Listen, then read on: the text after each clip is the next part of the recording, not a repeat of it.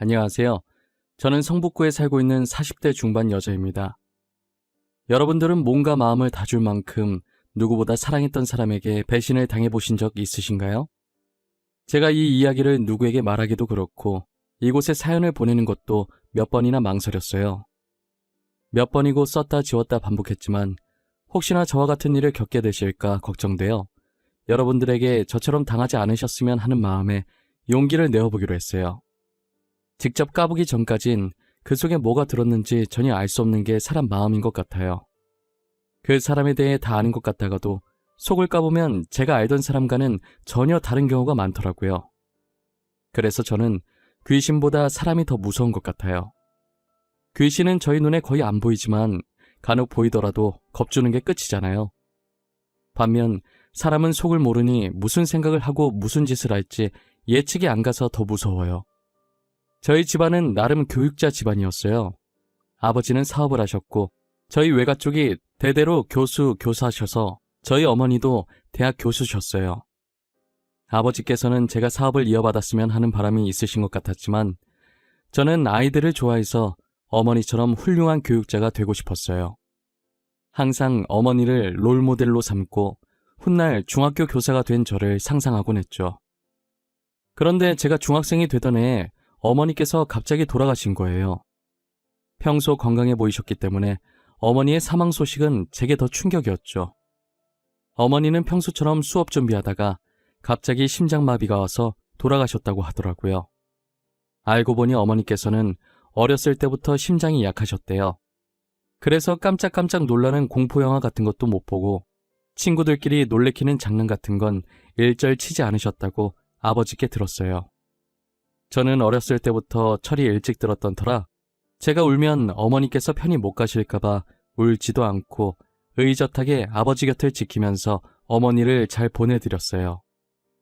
오히려 저보다는 아버지께서 더 슬퍼하셨고 태어나서 처음으로 아버지께서 우는 모습을 보게 됐죠. 늘 가장으로서 위험 있는 모습만 보다가 이렇게 무너진 모습을 보니 마음이 너무 안 좋더라고요. 그래도 장례식을 마치고 얼마 지나지 않아서 다시 평상시 모습으로 돌아오셔서 다행이었어요. 아버지는 제게 지원을 아끼지 않으셨고 하고 싶은 공부가 있다고 하면 다 하게 해주셨어요. 덕분에 저는 공부를 열심히 해서 다들 가고 싶다고 난리인 명문대에 들어가게 되었죠. 대학교 입학할 때까지 공부만 하며 살아왔기 때문에 남자친구를 제대로 사귀어 본 적이 없어요. 고등학생 때 몇 번 사귀긴 했었지만 공부하느라 바빠서 남자친구와 만나서 데이트할 시간이 없었어요. 그래서 헤어진 적이 많았고 매번 그런 식으로 반복되다 보니 연애를 해봤다고 할 수도 없었죠. 저는 대학생 때 우연히 친구 따라 꽈팅이라는 곳에 한번 나간 적이 있어요. 다들 대학 가면 꽈팅에 대한 로망들이 다 있잖아요. 그래서 저도 한번 나가보고 싶었는데 친구가 딱 마침 같이 가자고 제안하더라고요. 애초에 다들 진지하게 만날 생각은 없었고 그 분위기만 즐기는 거라 선뜻 알겠다고 한 것 같아요. 그날 하루 노는 건데도 옷도 여러 벌 사고 화장품도 몇 개씩 사고 난리도 아니었던 것 같아요. 제가 유난인가 싶었는데 꽈팅 날에 가보니 제 친구들도 만만치 않게 한껏 꾸미고 왔더라고요. 평상시에 다 늘어난 추리닝에 과잠 입고 안경 끼고 다니던 애들이 하나도 안 보이는 거예요. 우린 평소와 완전 다른 서로의 모습을 보고 까르르 웃으면서 놀리기 바빴어요. 수업할 때까진 아무 생각이 없었는데 막상 수업을 마치고 꽈팅 시간이 다가오니 떨리더라고요. 괜히 입이 바짝바짝 말라서 물을 얼마나 마셨는지 모르겠어요. 저는 국어 국문학과였고 상대는 의학과였어요. 공부만 하던 사람들이라 분위기가 많이 어색할 줄 알았는데 의외로 의학과 분들이 잘 노시더라고요. 먼저 분위기를 풀어주셔서 저희도 편하게 섞여서 놀 수 있었어요. 어차피 즐기러 간 자리라서 내숭 떨지도 않았고 평상시 제가 하던 대로 행동했었어요. 그런데 그 모습이 털털해 보이고 좋아 보였나 봐요. 이제 슬슬 정리하고 가려고 하는데 한 남학생이 제게 번호를 물어보더라고요. 누군가 제게 번호를 묻는 경우는 처음이어서 살짝 망설이다가 연락처를 찍어줬어요. 제게 연락처를 물어본 사람은 의학과 학생들 중에 제일 나이가 많았었어요.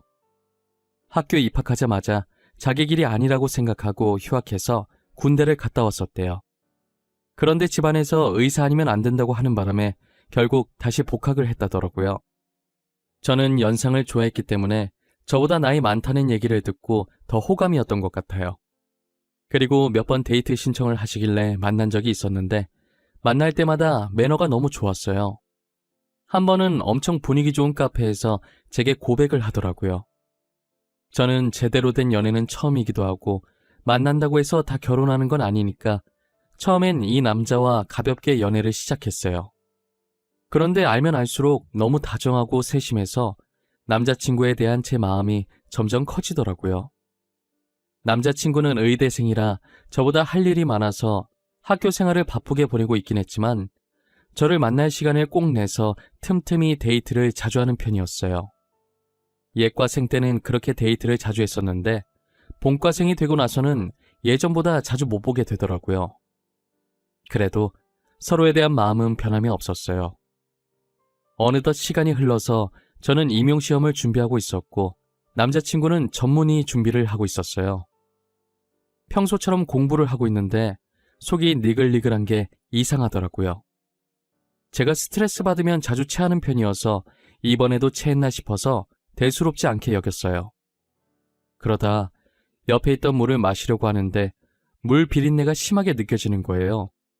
살면서 한 번도 물 비린내를 느껴본 적이 없었는데 갑자기 이러니 당황스럽더라고요. 마시려고 입에 대려하면 헛구역질까지 나서 결국 물을 못 마셨어요. 그날 하루 종일 아무것도 못 먹었고 병원에 가야 하나 생각하던 와중에 설마 하는 생각이 들더라고요. 급하게 예정일을 확인해보니 원래라면 지난주에 했어야 했는데 아직 안 하고 있었어요.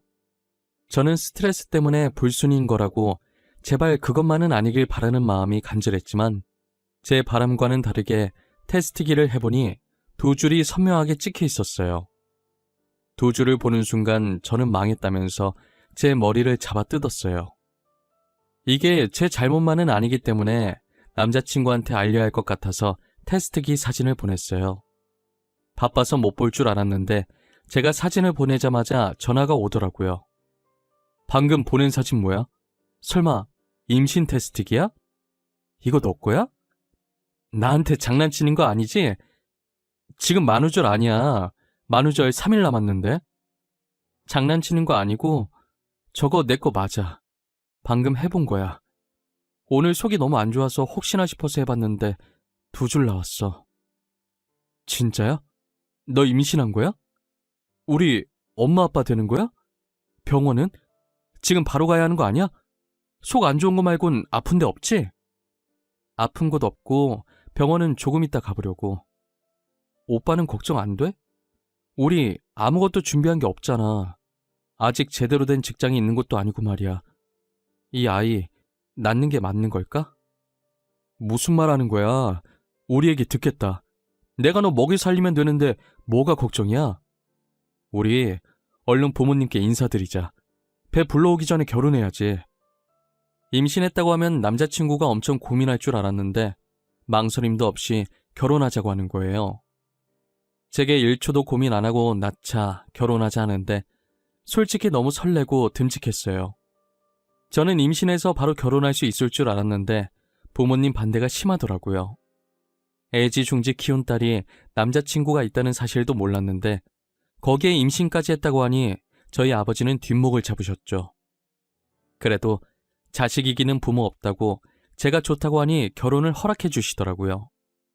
그런데 문제는 남자친구의 어머니, 즉 제 시어머니 되실 분이셨어요. 남자친구는 저처럼 아버지를 일찍 여의고 홀어머니 밑에서 자랐었어요. 남자친구가 의사가 되길 간절히 바라셨던 분도 시어머니셨죠. 이제 정식으로 의사가 될 날이 얼마 남지 않았는데 결혼을 한다고 하니 당연히 탐탁지 않아 하셨죠. 더군다나 저는 아직 직장이 없는 상태니 더 그러셨던 것 같아요. 의사가 되면 능력 좋은 여자들이 줄을 설 텐데 저같이 직장 없는 며느리가 반가우실까요? 시어머니께서 너무 반대하셔서 어떻게 해야 하나 싶었는데 남자친구한테 좋은 생각이 있다는 거예요. 그러더니 제 손을 잡고 어디론가 가는데 도착해서 보니 저희가 온 곳은 구청이었어요. 뭐야? 설마 내가 생각하는 그런 거 아니지? 오빠 미쳤어? 어머님 알면 어쩌려고 그래. 나 어머님 무섭단 말이야. 너가 생각하는 그거 맞을걸? 나 안 미쳤어. 뒷일은 내가 책임질 테니까 나만 믿어. 우리가 혼인신고해버리면 어머님도 뭐라 말 못할걸? 그래도 이건 아닌 것 같아. 아무리 생각해도 이건 아니야. 다른 방법을 찾아보자. 더 괜찮은 방법이 있을 수 있어. 천천히 생각해보자. 응? 제가 아무리 말려보려고 해도 남자친구는 완강하더라고요. 결국 저와 남자친구는 무작정 혼인신고를 해버렸고 법적으로 부부가 되었죠. 그리고 남편은 가족관계 증명서를 떼서 시어머니께 당당하게 내밀었어요. 시어머니께서는 가족관계 증명서에 올라간 제 이름을 보고 거품 물고 쓰러지셨죠. 이미 임신도 했고 혼인신고까지 한 마당에 쫓아낼 수 없으니 할 수 없이 저를 며느리로 받아주셨어요. 형편이 좋지 않아서 결혼식 할 거면 우리 돈으로 하라고 하시더라고요.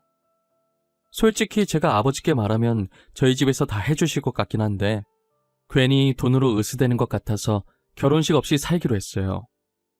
아이 낳을 때까지만 합가하자고 하셔서 알겠다고 했는데 막상 해보니 시댁살이가 만만치 않더라고요. 시어머니께서는 입만 댔다 하면 남편 곧 의사 된다는 소리를 하셨어요. 저한테는 대학 나오면 뭐하냐고 취직도 못하고 정말 별 볼 일 없다고 하셨죠. 그럴 때마다 댁 아들 때문에 임신하는 바람에 교사 준비한 것도 다 물 건너갔다고 소리치고 싶은 거 참느라 정말 애 많이 썼어요. 조선시대에서 막 현대로 넘어왔다고 해도 과언이 아닐 정도로 가부장적인 시어머니는 역시 여자는 집에서 얌전히 살림하고 있어야 한다면서 이것저것 집안일을 장난 아니게 시키더라고요. 먼 놈의 빨래가 남의 집 빨래까지 다 들고 오는 건지 하루에 한 번씩 해도 계속 나오더라고요. 결국 저는 한 달도 못 버티고 남편에게 부탁해서 분가를 하기로 했어요. 다행이라고 해야 할지 남편이 근무하던 병원이 시댁과 멀어서 그걸 핑계로 분가했죠. 조선시대 시어머니 모시다가 분가를 하니 숨통이 트이더라고요. 거기다 얼마 지나지 않아 남편도 드디어 전문의 시험에 합격했죠. 그런데 남편이 개인 병원을 내고 싶어하는 눈치더라고요. 하지만 시댁 형편이 좋은 것이 아니라서 말을 꺼낼 생각도 못하고 있었죠. 날이 갈수록 남편 얼굴이 수심이 깊어지는 게 안쓰러웠어요. 아무래도 저희 집이 부유했던 터라 남편 몰래 아버지를 찾아갔어요. 공부할 거라고 학원 다니게 해달라고 한 것 말곤 아버지에게 한 번도 무언가를 해달라고 부탁한 적이 없어요. 그래서 그런지 아버지를 보고도 입이 잘 안 떨어지더라고요. 이게 사소한 부탁도 아니고 무려 병원을 차려달라는 말이니 더 그랬어요. 아버지는 제 표정을 보고 눈치채셨는지 편하게 말해보라고 하시는 거예요. 아빠 있잖아. 사실 내가 부탁이 하나 있어서 왔는데 말이야. 남편 전문의 됐는데 혹시 병원 하나만 차려주면 안 될까?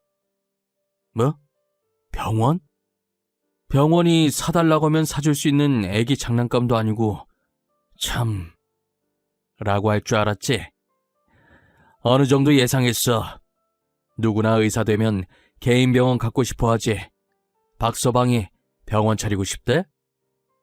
아니, 박서방이 나한테 직접 말한 건 아닌데 그래도 내가 뭐라도 하나 해주고 싶어서. 남편도 개인 병원 운영하면 동기들한테 기사할 것 같고 나도 아빠가 해주면 시어머니한테 당당해질 수 있을 것 같아서. 그래, 알겠다. 아빠가 병원 하나 차려줄게. 네가 나한테 한 번도 부탁한 적 없으니까 해주는 거야. 처음이자 마지막이다. 알지? 대신 병원은 아빠 명의로 할 거야. 내가 죽고 나면 박서방 주던가 하고. 걱정과 달리 아버지께서는 흔쾌히 병원을 차려주시겠다고 하시더라고요. 저는 기세등등하게 집으로 돌아가서 이 사실을 남편에게 알렸어요. 남편은 제 손잡고 너무 고맙다고 하고 아버지께도 전화해서 감사하다고 다음에 찾아뵙겠다고 했죠. 시어머니한테도 말했더니 그런 집안인 줄 몰랐다고 갑자기 저한테 살갑게 대하시더라고요. 돈이라는 게 어떻게 보면 종이 쪼가리 하나인데 이렇게 쥐락펴락 할 수 있다는 게 참 무섭긴 무서워요. 저는 아버지 덕분에 시어머니 앞에서도 당당하게 어깨를 펴고 다닐 수 있었죠. 아버지께서는 정말 예상을 하셨던 건지 이미 병원 인테리어가 다 끝나 있더라고요. 그렇게 남편의 생애 첫 개인 병원은 정말 단기간에 개업할 수 있었어요. 아무래도 아버지께서 사업을 하시니 인맥이 많아서 첫날인데도 사람들이 많이 오시더라고요. 게다가 병원 위치도 좋아서 크게 걱정할 게 없었어요. 그리고 남편 병원이 성형외과다 보니 대다수가 젊은 여성분들이었어요. 제가 드라마를 하도 많이 봐서 설마 드라마에서 보던 일이 펼쳐지는 건 아닐까 했는데 그동안 남편이 제게 했던 행동들을 떠올려 보니 그럴 양반은 아닌 것 같아서 걱정하지 않기로 했어요. 하지만 제가 너무 안일했던 것 같아요. 잘해주다가도 한순간에 변할 수 있는 게 사람 마음인데 말이에요. 저는 남편 병원도 계속 이대로 잘 되고 더불어 제 인생도 승승장구하길 바랐어요. 하지만 정확히 남편이 병원을 개업한 지 4달 만에 저는 충격적인 걸 보고 말았죠. 제가 임신 6개월 차에 접어들어서 어느 정도 배가 나와 있는 상태였어요. 몸이 점점 무거워지니까 움직이기 귀찮아서 집에서만 밥을 먹었는데 그날따라 이상하게 밖에 나가고 싶고 간만에 외식도 하고 싶은 거예요. 서프라이즈로 남편 놀래켜주고 싶어서 퇴근 시간에 맞춰서 말도 없이 병원에 갔었어요. 직원들은 이미 다 퇴근했는지 원장실에만 불이 켜져 있고 로비는 캄캄하더라고요. 살금살금 원장실로 다가가는데 가까이 갈수록 이상한 소리가 들리는 거예요. 남편의 목소리와 함께 외간 여자 목소리가 간간히 들리는데 그때부터 심장이 미친 듯이 쿵쿵 뛰더라고요. 조심스럽게 원장실 문을 살짝 열어서 봤는데 남편이 직원 한 명이랑 애정 행각을 나누고 있는 게 아니겠어요? 저는 그 모습을 보고 몸이 떨렸지만 침착하게 휴대폰을 들고 녹화하면서 문을 열었어요. 뒤늦게 저를 발견한 남편과 여직원은 당황해 하더라고요. 여직원은 빠르게 옷을 챙겨서 원장실을 나갔고 남편은 어쩔 줄 몰라 했어요. 그러더니 변명한답시고 직원이 수술하려고 상담 요청했는데 상담하다 보니 그렇게 보였던 거라고 하더라고요. 저는 말 같지도 않은 소리 하지 말라고 당장 이혼할 거라고 소리쳤고 남편은 아이를 생각해서 진정하라는 거예요. 바람난 남편 입에서 저런 말이 나오니 화가 났지만 아이라는 말에 멈칫하게 되더라고요. 결국 뱃속에 있는 저희 아이를 생각해서 한 번은 봐주기로 했어요. 태어나자마자 아빠가 없으면 우리 애가 너무 슬플 것 같았거든요. 진짜 너무 꼴보기 싫은데 같은 공간에서 숨쉬기도 싫은데 정말 아기 하나만 보고 참았어요. 그리고 얼마 뒤 남편이 외도를 한 것보다 더 충격적인 일이 발생했어요. 바로 저희 아버지께서 사고로 세상을 떠나신 거예요. 평소 혼자 안 다니시는 양반인데 그날은 비서도 없이 혼자 나갔다고 하더라고요. 비서한테 말도 없이 나가서 비서분도 어디 가시려다가 사고 난 건지 전혀 모르고요. 외진 곳에서 발견됐는데 아무리 생각해도 아버지께서 거기에 갈 일이 없었어요. 하지만 증거가 없어서 아버지를 그렇게 만든 범인을 잡을 수 없었고 결국 저희 아버지 사건은 미제 사건으로 분류되었죠. 아버지께서 세상을 떠났다는 충격에 결국 유산을 하고 말았어요. 저는 수술한다고 아버지 빈소도 못 지켜드렸고 대신 비서께서 제 빈자리를 채우고 계셨죠. 남편은 제 병실에도 없었고 아버지 장례식장에도 안 보였어요. 제가 아버지 장례식을 마치고 집으로 들어갔는데 제 몸과 마음을 다 추스리기도 전에 남편이 기다렸다는 듯이 제게 이혼하자고 이혼 서류를 들이밀더라고요. 아버지께서 병원 차려주시면서 아버지가 세상을 떠나게 되면 병원을 남편에게 주기로 했었는데 이제 병원이 자기 손에 들어오게 되니 더 이상 제가 필요 없다고 생각한 것 같아요. 남편이 건네준 이혼 서류를 보니 합의 이혼이라고 적혀 있더라고요. 제가 일방적으로 이혼 당하는 건데 이게 어떻게 합의 이혼인가요? 저는 이혼해주겠다고 하고 이혼 소송을 걸었어요. 그때 남편 병원에서 찍은 영상이 남아있었기 때문에 남편의 불륜으로 위자료를 받아낼 수 있었어요. 저는 남편의 배신에 너무 충격을 받아서 모든 사람들과 연락을 끊고 남편에게 받은 위자료를 가지고 아무도 모르는 곳에 숨어 살았었어요. 그런데 어떻게 알고 온 건지 비서분이 저를 찾아오신 거예요. 아버지에게 빚진 게 많다고 대신 저한테 그 빚을 갚게 해달라고 하시더라고요.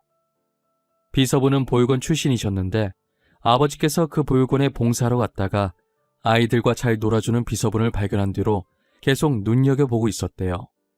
곧 성인이라 보육원을 떠나야 한다는 소리를 원장님께 듣고 데리러 왔다고 하신 적이 있었어요. 거의 양아들처럼 믿고 비서직을 맡겼고 그만큼 비서도 아버지께 잘했었죠. 늘 저희 아버지를 친아버지처럼 생각하셨었거든요. 저랑은 어색한 사이였는데 아버지 돌아가시고 제게 도움을 많이 주시려고 노력하셨어요. 회사는 서울에 있고 저는 강원도로 피해 왔었는데 거의 출퇴근하다시피 제 집을 왔다 갔다 하시면서 상태가 어떤지 살피시더라고요.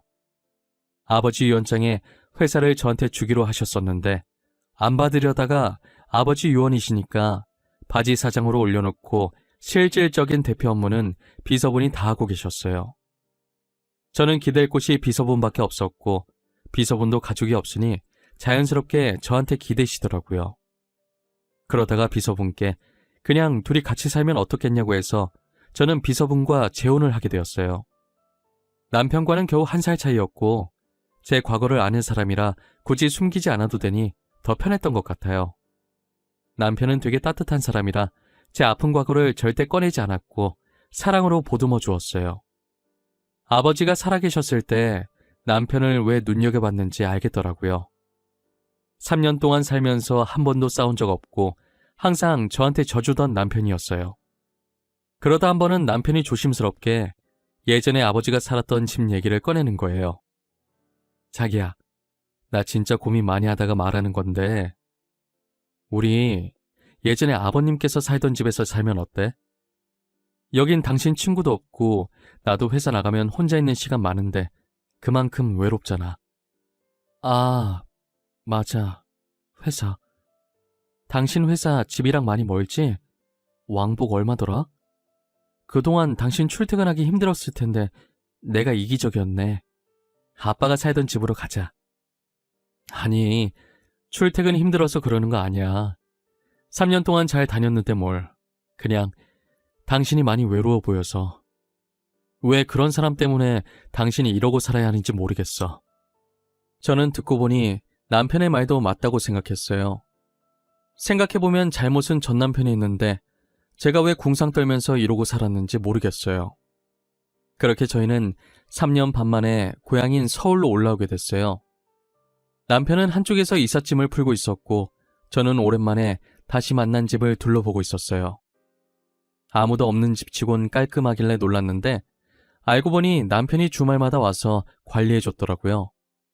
저도 신경 안 쓰고 있던 아버지 집을 남편이 소중히 관리해줬다니 고마워서 눈물이 고였어요. 이삿짐을 풀고 있는 남편을 보면서 눈물이 흐를랑 말랑 하고 있는데 누가 뒤에서 제 이름을 부르더라고요. 지아은씨? 지아은씨 맞으시죠? 3년 동안 찾아왔었는데 아무도 안 계시다가 드디어 만나 뵙네요. 저는 지은석씨 전담 변호사였던 김철우라고 합니다. 안녕하세요. 아, 네, 안녕하세요. 근데 변호사님께서 3년 동안 저희 집엔 어쩐 일로... 혹시 저한테 무슨 볼 일이라도 있으신 거예요? 지은석씨 앞으로 건물이 하나 있었잖아요. 성형외과 건물 말이에요. 그 건물 때문에 말씀드릴 게 있어서 왔습니다. 전화도 드렸었는데 없는 번호라 떠서 전달이 늦었네요. 아버지 유언장대로면 이미 전 남편 명의로 넘어갔어야 할 병원인데요? 그 건물에 무슨 문제라도 생긴 건가요? 그럼 전 남편에게 연락해 보셔야 할 것 같아요. 무슨 소리세요? 지은석 씨께서 유언장에 그 병원을 지아은 씨 앞으로 해달라고 하셨었어요. 아, 그리고 병원도 병원인데 혹시 지은석 씨가 사용하시던 휴대폰 잠깐 볼 수 있을까요? 저희 아빠 휴대폰이요? 어디 놔뒀는지 몰라서 집안에서 찾아봐야 할 것 같은데 아빠 휴대폰에 뭐가 있나요? 저도 그게 궁금해서요. 사망 직전에 저한테 사진인가 영상 보낼 거 있다고 하셨는데 못 받았거든요. 근데 영 찝찝해서요. 그래서 뭘 보내려고 하신 건지 확인해 보려고요. 변호사의 말에 저와 남편은 폰 안에 뭔가 큰 게 있을 것 같다는 생각이 들었어요. 아버지가 돌아가신 날 경찰에게 받은 유품들을 그대로 아버지 옷장에 넣어놨었거든요. 유품이 들어있는 상자를 뒤지기 시작하는데 제일 밑에 휴대폰이 들어있더라고요. 제가 손을 너무 떨자 남편이 가져가서 폰을 켰어요. 3년 만에 켜는 거다 보니 배터리가 없어서 켜지지가 않았고 저희는 급하게 충전선을 연결했어요. 충전선을 연결하자마자 아버지의 휴대폰이 켜지더라고요. 곧장 사진첩으로 들어갔는데 그때 생각하면 아직도 아찔해요. 영상 하나가 들어있었는데 아버지께서 사고를 당해 쓰러지는 순간에 마지막까지 남은 힘을 쏟아서 찍은 영상 같았어요. 아버지는 자신을 치고 떠나는 차를 찍는데 그 차 주인은 전 남편이었어요. 저는 차 번호판을 보자마자 너무 놀라서 입을 막고 소리를 질렀죠. 알고 보니 전 남편이 불륜도 들켰겠다, 병원이라도 가지려고 일부러 그랬던 것이었어요. 변호사께서는 그 영상을 보시고 아버지께서 유언장 수정하시면서 계속 악몽을 꿨다고 했는데 그게 이런 일이 생기려고 그랬던 것 같다고 하셨어요. 사실을 알게 된 이상 더 이상 전 남편을 가만히 둬서는 안 될 것 같았어요. 저는 전 남편이 운영하고 있던 병원을 다른 사람에게 넘겨버렸어요. 그리고 전 남편을 신고하려고 경찰서로 향했죠. 그런데 전 남편이 딱 마침 경찰서에 연행돼서 앉아있더라고요. 살짝 엿들어 보니 전 남편한테 걸린 의료사고 소송과 상간남 소송이 어마어마했어요. 원래 안 좋은 일은 한꺼번에 터진다고 하잖아요. 이제껏 잠잠하다가 제가 신고하러 간 날 그때 한 번에 다 터진 거라고 하더라고요. 참 고소복도 많은 양반이었어요. 전 남편은 뒤늦게 저를 발견하고 엄청 놀라는 거예요.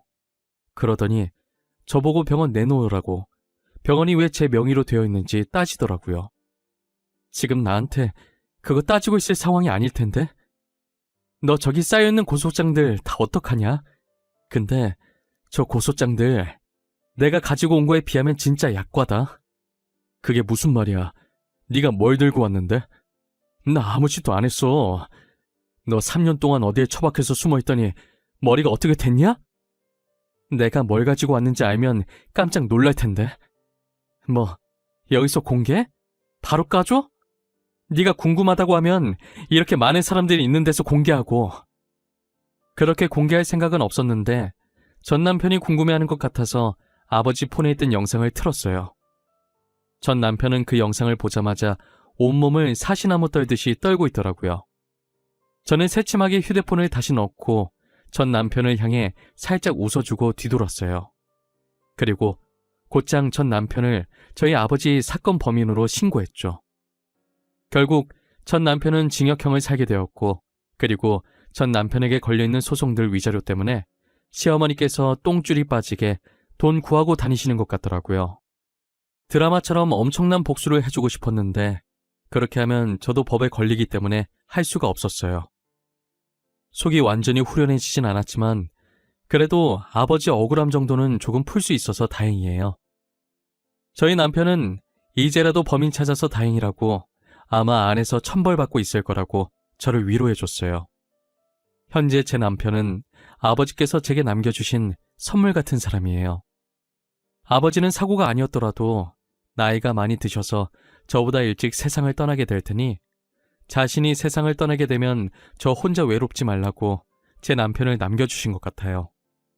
남편은 제게 때로는 아버지였다가 때로는 친구였다가 그리고 인생의 동반자인 소중한 존재입니다. 다른 것들은 다 잃어도 지금 남편만큼은 절대 잃고 싶지 않아요. 평생 지금처럼만 서로 이해하며 알콩달콩 잘 살았으면 좋겠어요. 이제는 저도 무거운 마음을 내려놓고 행복해질 때가 되지 않았을까 싶네요. 저의 긴 이야기는 여기서 끝입니다. 지금까지 들어주셔서 감사하고 여러분들은 저 같은 일 겪지 마시고 꼭 행복해지시길 바랄게요.